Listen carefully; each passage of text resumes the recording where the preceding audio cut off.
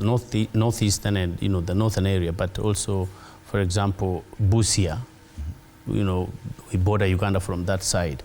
And when I have had cases where people come to my office to say, I want an ID, but I cannot be given an ID because I come from Busia and I'm in Nairobi, my mother is here, I schooled right here, and they are saying I have to go to the border town where my original home is so that I get, chief's letter from there and all that kind of thing. Yet, if you are born in Kiambu, you just walk to the register of persons and actually get an ID without that much hassle.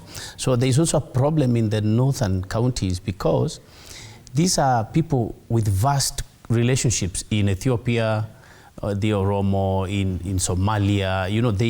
They are relatives, just relatives, like they were born maybe in Kenya, they went to live in Somalia. Or they have been living in Somalia when they were younger, now they come back to Kenya. You see these kind of cases in court every time. So what can the NBS do? You see, NBS takes out a form and gives you to feel the way it is.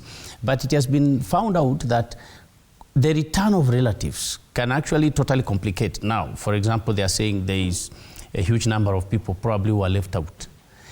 It is possible that some of the people were actually intentionally left out because probably they did not have certain basic documents or information to give to the NBS. Or some of these people were actually outside and they're coming in. And like somebody said, it can also be political, so that the numbers are ballooned to appear like Somalia now is huge than Kisi. So this is there really. I mean, talking of, just on a light note, there is this talk. What does that mean for the 2027 elections? It means a lot. It means a lot because who is more predominant in that area, who might be voted by such expansionist approach. So I don't think people can sit at NBS and say we will not count these people. But there are complications in border counties, especially in the northern counties where the person in Mandera literally can have citizenship here in Kenya and also have citizenship in Somalia. So, and I think the country is careful. It is not only Kenya, by the way. You've seen America is complaining.